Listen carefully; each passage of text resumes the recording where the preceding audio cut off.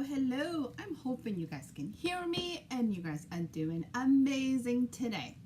So for a couple months, I've been telling everybody that I'm going to go ahead and go live and just start my book reading again. And it has taken me a little longer to get started than I anticipated. So I figured, why not? Let's get started. Let's bring this back. Let's have some fun. I am getting ready to start promoting my new campaign. So I'm doing something a little different for everyone. So if you guys are not familiar, hello everyone, I'm Daisy Gomez. I'm an author, podcaster, and pretty much an all-around believer that we all need to have some fun, that we all need to live our best lives and truly be living our purpose. One of the things I'm doing this year, as many of you guys are probably aware, is I want to give away 1 million books. I know it sounds a little bit like, what are you doing? I want to give away 1 million ebooks of this Intern. One of the things that I want to do as much as possible is to truly share smiles with people, to truly help everyone. Just kind of get away. Let's be honest, my friends, the madness and crazy, the tension is through the roofs. And as an author, one of the things I'm always asking myself, what am I adding to this narrative? What can I do? How can I help? And the one thing I do is write words. The one thing I do is make stories. And the one thing I can give you in this season of chaos and something to get away. So for the purpose of doing this, why not introduce you to the book the best way I know how? I'm going to read it to you. So remember, I am not a professional narrator. So I'm an author trying to share some joy and kind of have some fun. So please be kind with me and kind of patience. Since I've been talking about trying to do this for a while, I figure, why not just go ahead and do it? I am all semi-dressed up for my podcast. I've been recording Inside the Minds of Authors live. I have an upcoming interview coming at 2, so I'm like, I got time in between. Let's do the thing. So here's what we're going to do. My goal is every week, this is my commitment to you guys to see if we can pull this off, is to read a chapter. Guess what? The book is free everywhere. You can pick it up on Amazon, you can pick it up on Google, you can pick it up Apple, Nooks, Barnes & Nobles, you name it. Go check it out.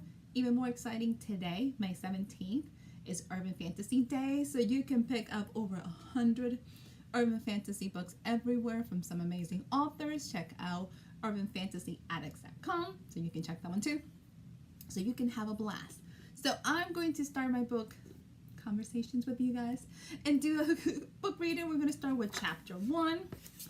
If you are watching live on YouTube or Facebook and you want to continue the conversation, my goal is every week to read your chapter. So make sure to subscribe so you get notices when I'm coming live. Hopefully we'll do Saturday mornings because I realized trying to do Saturday nights, it's not working for me. Don't even know why I'm pretending. I am not a night owl, so I'm always tired. So I figured, the early bird was, why not Saturday mornings? We used to do Saturday mornings chit-chats. Let's do Saturday morning book readings. Probably a little earlier than, lunchtime. But if you're running around and doing lunchtime things, hey, pop it in. Let's pick up a book. So we're going to start with chapter 1. This Intern is book 1 in the Intern Diary series. And I'm going to introduce you to some of my favorite characters and kind of going from there. So if you enjoy some book reading, welcome aboard. Have messages, questions. I'll give you some insight with the books and kind of parts that I enjoy. But if you have questions and you just want to ask some stuff, put it in the chat. I'll be able to look at it. So kind of take some time and going from there. So here we go. P.S. Cheers, my friends. We're celebrating my new adventures with some coconut water. Going very tropical today. So let's get started. So chapter 1. Friday night, I was living the dream. Yeah, right. I had cleaned the same 3 tables at least 50 times in the last 3 hours at Abuelita's. Abuelita was small, okay, more like a hole-in-the-wall Tex-Mex restaurant in Texarkana, Texas. Of all the places I'd ever dreamed of living and had moved to, staying there was beyond me. To make things even more confusing, Texarkana had a twin city, Texarkana, Arkansas. I guess the founders were not very creative with the name selections, but who was I to judge? Compared to major cities, Texarkana was a tiny dot on the map. For the locals, it was the largest city within 60 miles in any direction. It was by accident that I found it. Located in the northeast tip of Texas, it was the middle of everything and near nowhere. If you've been to Texarkana, we're really not that small, but 8 years ago, it felt kind of tiny, but go from there. But it is a real town. For everybody who's wondering, yes, Texarkana is a real town and it is a twin city. So let me check that. It is urban fantasy, so there is actual real cities, just in case you're wondering. So let's go. I was sure my godmother would love this. I promised myself I would never follow in her footsteps and wandering like a nomad. Now here was, in my 5th town in less than 6 months. The good news was that I had managed to stay here the longest. Well, a whole 3 months. I was probably brain dead. I moved to Texas in the middle of summer with temperatures hitting over 90 degrees and with over 90% humidity. I was surprised I hadn't melted. My curiosity in learning about everything the king of ragtime was now extinguished. I was sure I understood why Mr. Joplin had left. Why hadn't I just read Wikipedia? According to the calendar, fall was 6 days away and the weather was still suffocating.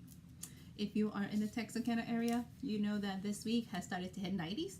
So you understand ice is suffering because it's about melting. So for all of you who are not summer people, come back in the fall. Maybe this Christmas because it's going to be hot. So let's see where she's at.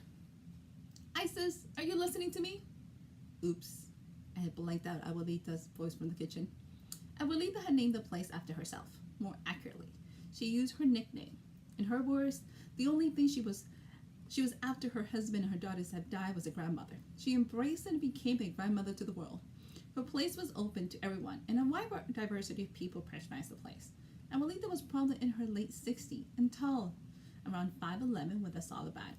I was a couple of inches shorter, and it was odd to have a woman taller than me in this area. She was still strong and beautiful with her silver hair. The shiny silver hair was the only indication of her age. She had been blessed with genes that age in slow motion, like most Latinas. I'm sorry, Abuelita. I was distracted. I sucked the line, so no need to even try. With that, we haven't had a soul in hours. Not even our regulars come in. Starting getting the place ready for tomorrow. No need to waste time. Might as well close early. I was speechless. In the 3 months I've been working here, Abuelita had never closed early. Granted, it was 9 p.m., and we normally close at 11, so it wasn't that early. But without customers, the cleanup was done. Closing usually took us at least an hour. I was not planning to argue with Abuelita. She was a very eccentric woman. I was sure she and my godmother would have bonded instantly. I needed to call her. She was the only family I had. The dining area of Abuelita's had 3 tables with 4 chairs each. 2 of the tables were by the large window at the front of the restaurant. The register was double as a bar with 6 stools at the dining side. I took a chair by the window with a stack of forks, knives, and spoons. I was not in any hurry. There were plenty of silverware wrapped napkins already since nobody had come in. Abuelita's faced the Highway 82 past Walmart and the other Mexican restaurant heading towards Notch. Normally, I saw the high school kids driving around. Tonight, even the high was a ghost town. A bit creepy for my taste. So the one thing about it that I have to confess, Abuelita is probably one of the few restaurants that is not real. It was based on a restaurant for anybody who was in town that I really, really enjoyed. But this location, as much as people want to know, it's not in town. We have plenty of Mexican restaurants I can send you to if you're curious about it. So let me know. Put it in the comments. I'm sure we can find you somewhere. But that's big disclaimer. 90% of the locations are real. Some of them had to be made up to fit the book setting. So here we go. It was probably a blessing it was empty because Angelito was missing. Angelito was Abuelita's grandson and the other staff member on weekends with me. The only thing angelic about that boy was his name. P.S. Since I'm giving you all the background stories of the book, this is the big joke with the hubby, is that I have an obsession with Angel, Angelito, Angela, all the A's, angelic names, since I keep naming my characters that. I really like the name. I did not think there was anything wrong until he pointed it out that I keep naming all my characters that. So now I'm in search of names. So if you have a name you really like that I should add to the books, put it in the comments. I'm looking for suggestions. And it can't start with the letter A because I just got in trouble. So make a note. Help me out. Okay, so let's continue. He went through more girls than most people went through underwear. In his mind, he was a ladies' man. And unfortunately for the ladies, he was hot. At 21, he was over 6 feet tall, weighed maybe 180 pounds, with a great complexion and incredible hazel eyes. The one great thing about Angelito was that he lived with his grandmother. He was a spoiled boy who adored his grandma. If Abuelita told him she needed him, he would change his plans for her.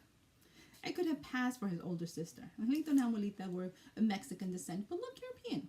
I could have passed for anything, from Italian to even Middle Eastern. My parents died when I was a little, and my gypsy godmother wasn't sure of their nationalities. I could be anything, with my long black hair and mocha complexion that could place me anywhere in the world. Most of my life I've been described as exotic. I guess it was better than saying outcast. It didn't help that my parents had named me Isis. Isis Black. In the age of terrorists, I had the worst name on the planet. At times, I wondered what kind of parents I had who would trust their only daughter to a woman like my godmother. Don't get me wrong. My godmother was a beautiful woman with an incredible caring soul. She was also a little rebel with a complete disregard for authority. Maybe my subconscious was rebelling against my upbringing when I joined the military. I was sure my godmother would have been proud if I had joined a band or run away with a circus. Kind of did both by joining the 82nd Airborne Band. Oh, there it was again, the same weird Mustang. It was the 5th time that it had driven by tonight. I had to miss that greenish yellow car.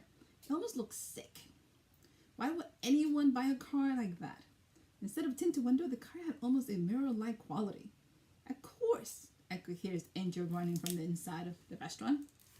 On 10 o'clock, just on cue, Bob showed up. Bob was a veteran. He was also homeless, as far as I knew. He had served in the First Gulf War. We joked that we have served in the same sandpit, just decades apart. Bob was in his late 40s, with sandy blonde hair and deep green eyes. In his younger days, he was probably been very handsome. Now he rarely smiled, and most of the times he was paranoid. Bob was also the one person I call a friend. My war stories made sense to him. I went behind the bar to the big window between the dining area and the kitchen. Abuelita, Bob is here. May I take my break now? Of course, Isis. But it's still empty. Here's Bob's plate. At least I can call him Bob. Abuelita handed me a large plate of carnitas with rice and beans for Bob. According to Abuelita, Bob was a creature of habit. For the last 3 years, he had been coming in at exactly 10 o'clock. Bob ate the same pork meal every Friday night and said very little. Bob did odd jobs around the restaurant for Abuelitas. He had once stopped a few kids from robbing her. Ever since, Bob was the unofficial night guard of the place. He made sure Abuelita locked up in peace. In return, Abuelita made sure he had a hot meal each night. I took Bob his place and brought quesadillas for myself. Unlike Bob, I would change my mind about dinner at least 5 times before ordering. Luckily for me, Abuelita's quesadillas were the best in town. It was pretty hard to mess up tortillas and cheese. I love Abuelita's food, since she has a special menu for non-meat eaters. Hi, Bob. Are you ready for dinner? Bob was looking around the place with concern. I followed his gaze, but couldn't see anything wrong. I took a seat on the picnic bench Abuelita had outside. After several long minutes, Bob joined me. Isis, any trouble tonight? Bob sounded worried. It's been a cemetery around here all day, I replied between mouthfuls of food. How could I be hungry? I hadn't done a single thing all day. Don't joke about those things. Death walks the night. Bob was intense at times, but tonight it was even more dramatic. Death walked the night? Was Bob drunk? Okay, according to Bob, he had quit drinking years ago, but that was just odd. Bob, it was just a figure of speech. Nobody came in all night, including Death. I was aiming for funny and clever. Bob didn't even blink. Isis, make sure you go directly home tonight. It's not right. Bob was staring at me with those piercing sea green eyes. I'm going to be hard to clear my busy schedule for you. I'll do it. I think he missed the sarcasm in my voice because he visibly relaxed and started eating his food.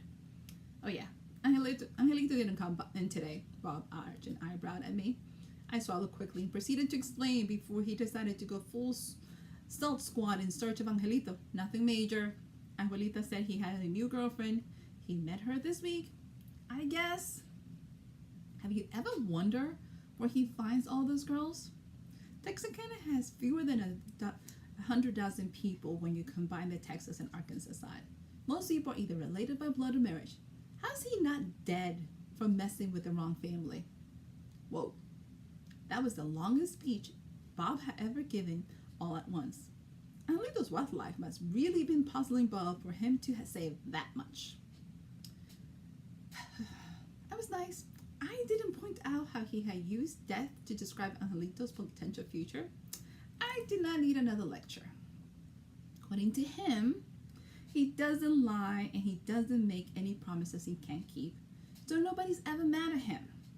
I'm 25 and I haven't met a 21-year-old boy who didn't lie about himself. I didn't have the best track record with men my age, so I probably was not a great judge of character.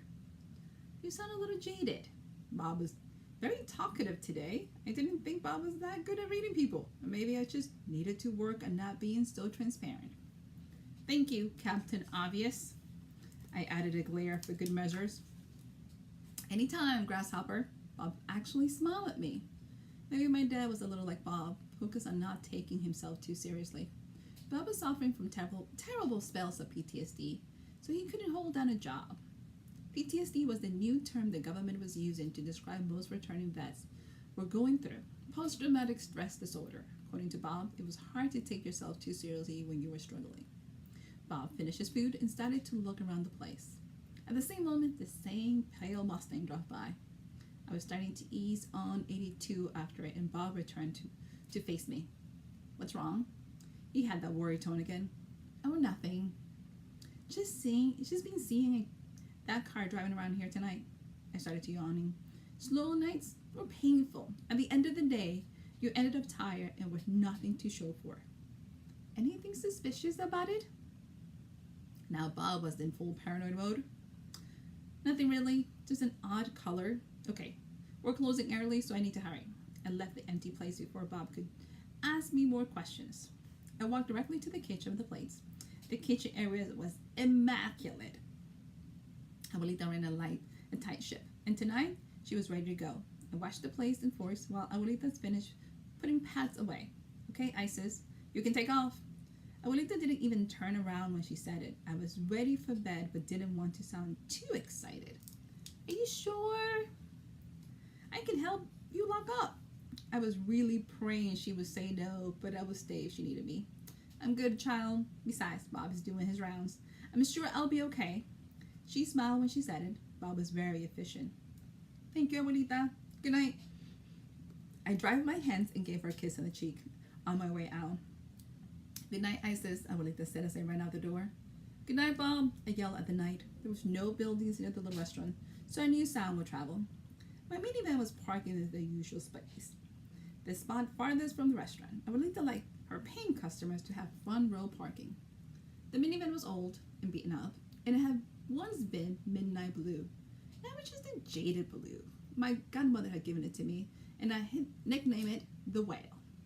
I wasn't complaining. The Whale saved me on gas, and I packed my whole life into it. On top of that, it was paid for.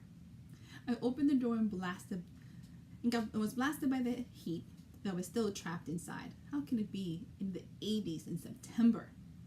This night, I was ready to go home to my small apartment on Summerhill Road. It was 7 minutes drive using a service road next to Highway 30. And I was exhausted all the time. All right, my friends, we have finished chapter 1. So books, Des Intern's book 1 and the Des Intern series. So just to give you guys all a kind of idea of what to expect. The chapters are very fast and very quick to read. So it's a really fast read. I am debating, since we still have time, to actually go ahead and do chapter 2. So we can go ahead and do them, primarily because it's a 10-minute read, pretty simple. I'm looking at the time, making sure you guys are good. So if you guys are watching and joining, do you guys have any questions? I'm going to take a drink so I can make sure I can pump myself up for the next section. So primarily most chapters are usually about 15 minutes, so it's pretty fast. It's a pretty read. Really exciting. So this is urban fantasy taking place in Texarkana. And as you guys just met, you have met 3 of our main kind of characters. You met Abuelita, who's a really fun side character who loves people, her grandson, and everybody around. You also have met Bob, who has one of this very much interesting backstory that you actually don't get to the middle of the series. And you have met our main leading lady, Isis. And Isis is still trying to figure it out what she wants to do. So she's a musician. She's trying to find her way. So we're going to, if you guys are okay, because we actually have time, let's pick up chapter 2, and then we'll see where we're at. What do you guys think? especially because chapter 2 will kind of set the stage. So let's do chapter 2. If you guys are joining me right now, I am doing my live book reading. This is Readings by DC. It is Magic, Mayhem, and More, and I'm doing book 1. That's Intern on my Intern Diaries. And if you're joining me on Facebook or YouTube, make sure to subscribe, join the community. That way you're not missing a single chapter. So, you guys ready for chapter 2? All right, let's go. Did I mention that everything I owned fit in the whale? That included everything in my one-bedroom apartment. It wasn't in one of the fancy complexes in town, but $400 a month, I wasn't complaining. P.S. This was a while back, so even though things are extremely affordable in Texarkana still, very rarely that I think most apartment now are $400. So for everybody who's going, DC, where is that at? Back when I wrote the book, it's been a couple years, you could have found an apartment for $400. Right now, sorry, you might not, so bear with me. Remember, still over fantasy, so put some fantasy behind that. We're going to go over there. Compared to my last apartment in Washington Heights in New York, this was luxury. I own a small futon that doubled as my bed and sofa, a wicker table in the middle with my books and music sheets. The bedroom was actually my studio, where my sacks hung out. Most of the clothes were in plastic storage containers from Walmart. The bathroom was next to the bedroom. A small hallway with appliances made the kitchen area. P.S. I did live in an apartment in Texarkana that my kitchen really did look like an apartment, and a little hallway with appliances, so that's pretty accurate. So it happens. Many places are, so be aware. So don't hate. It was a good thing I didn't cook, because there was barely any room in the kitchen to walk around. I love cooking, but it's too much trouble to cook for just one person. It is. So if you only have to cook for yourself, trust me, it's a lot of trouble. If you enjoy cooking, continue. Most of my stuff had come from Walmart. I probably had an obsession with the supercenter. I might have a small obsession. Don't tell anybody. It's our secret. Don't worry about it. But you will hear a lot about it, so sorry. Or more accurately, I couldn't afford any other place. I spent way too much time wandering stores buying things I didn't need, like more books. P.S. You always need more books, so don't listen to ISIS. You need more books. The apartment had no curtains or even pictures on the wall. I never bothered with the stuff. I was never in one place long enough to settle. I had piles of books all over the apartment that were neat and organized. I just refused to buy bookshelves. Those things were hard to move. On the positive, everything was paid for and I had no debt. Keep things simple, and you need to move if you need to move in a hurry. There was a knock at the door. I was almost 11 and I had no friends. All the people I knew, I left abuelitas. Texarkana was a relatively safe city by my standards, and I wasn't too excited to get killed there. When it comes to crime rates, most people have a hard time looking at the big picture. For natives in Texarkana was becoming too big and dangerous. They wanted to keep the small town feel. When people know your name at the restaurant you frequent, you live in a small town, no matter what the natives believe. With that in mind, I grabbed my bag and walked to the door. Who is it? I tried to make my voice sound mean and menacing. Instead, I sounded as if I swallowed a frog. Just my luck. I have a message from Brooklyn. Could we talk? A female voice said. The voice had a slight accent, maybe European. She sounded friendly, but the Brooklyn part did not make me feel better. I have left Brooklyn in a hurry. Besides, my godmother? Nobody from that life knew where I was. Isis? Can we talk in private? We can do it this way. It's up to you. How does she know my name? I slowly opened the door with the left hand, keeping my right on the bed. Peered through the crack, trying to look mean. I don't know if Isis can mean mug at this stage in her life, but she's trying. I heard stories that when death comes to you, your life flashes before your eyes. Well, that was a lie. My life didn't flash. Instead, everything froze. As I stared at the woman on my threshold, I knew I was seeing death. Don't get me wrong. I wasn't talking about someone who was there to kill me. I was actually staring at death herself. The Grim Reaper. Why Death was wearing a very expensive designer suit and 4-inch heels was beyond me.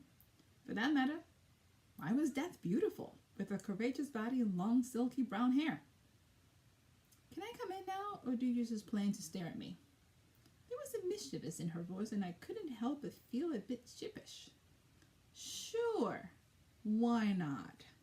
If Death was at my door, there was no point in hiding. Do you know who I am?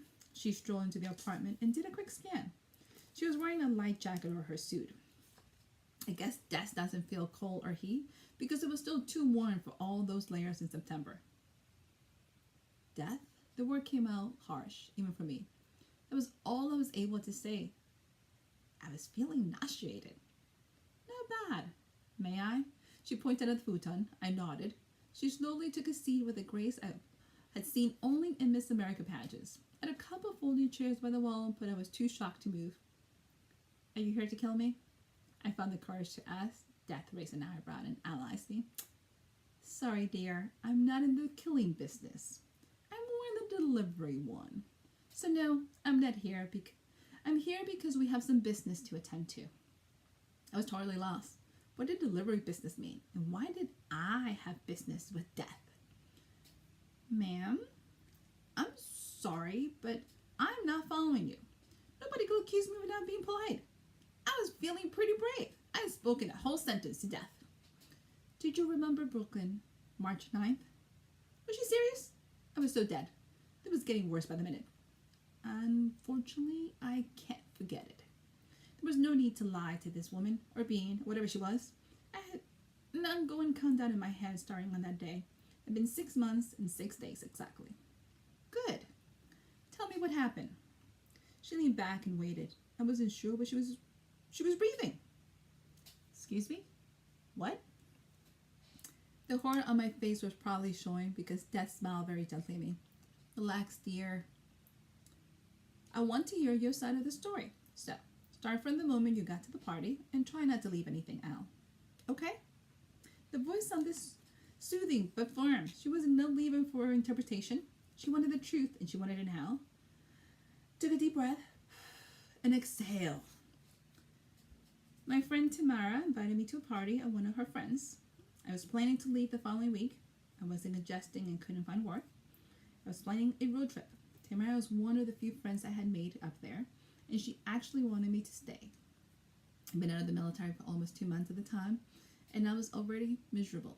I made it to the party around 10, and the place was packed.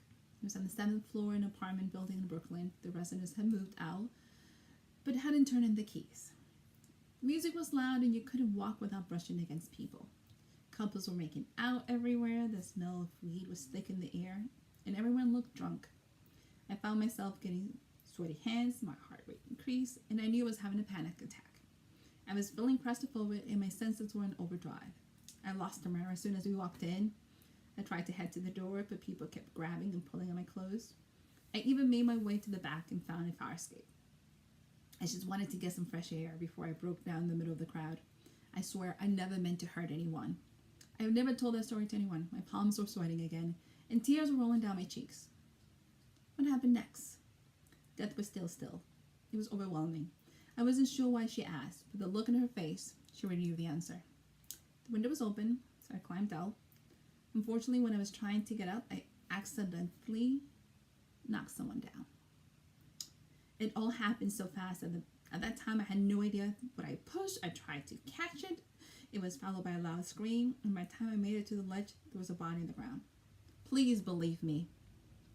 It was an accident. I went back inside and rushed back down. I wasn't sure how safe the fire escape was. The apartment was even more crowded. It took me longer than I expected to get down. When I got to the street, the body was gone. I was nervous. I knew I was rambling. I couldn't stop talking or crying. I was trying to calm down while Death continued to analyze me. Is he dead? Unfortunately, dear, yes he is. No human can survive a fall like that. And he's the reason I'm here. Death shifted her body. I had the full weight of her stare on me. The young man you killed was my intern. Your what? I was grateful I was standing because I was getting ready to bolt for the door. Relax, Isis. And please sit down before you faint. The statement was more of an order than a suggestion. Her demeanor was strong, and I felt as if it were in Death's house instead of mine. I pulled up one of the folding chairs and dropped myself down. This was so bad. I was hurting my head. So, are you here to take your revenge for your intern? This was all I was able to say softly. I told you already, I'm not here to kill you. Death was getting annoyed, I could tell, but I wasn't sure what to say. There are things worse than death. I've heard stories of pure damnation. It is very true, dear. Hopefully my proposal won't sound that bad. Death took a deep breath, not because she needed it, but more for emphasis. With the loss of my intern, I'm in need of a new one. Since you killed him, the job is yours. Say what? What job? Wait. What are you talking about? Death actually smiled at me. She probably was thinking I was mentally challenged. The rules are simple, dear. You kill my intern, and in terms, you take his place. That's it. If I find you acceptable candidate, you pass. I was starting to feel like Tim Allen in the Santa Claus. Granted, I was sure Tim had a much better deal than mine. Rules. Who makes those rules? This is nuts. I was yelling and pacing in front of Death. I wasn't sure when I got up from my chair, but this was madness. You can call it cosmic law, an eye for an eye, tooth for a tooth, or just karma. Whatever you prefer. Unfortunately, that's the rule. I was getting ready to interrupt her when Death raised her index finger and I stopped moving, even breathing. I do believe in free will, dear. I don't want people working for me who don't want the job. But before you decide, I want you to meet a few friends of mine. I had an incredulous look on my face. Death smiled gently at me, and I wasn't sure whether I was supposed to say anything. Death continued. You might actually enjoy the fringe benefits of the job even more. You might find purpose again. With all due respect, Death, please don't act like you know me. You know nothing about me and what I want or need. I hated when my elders tried to put me in their boxes.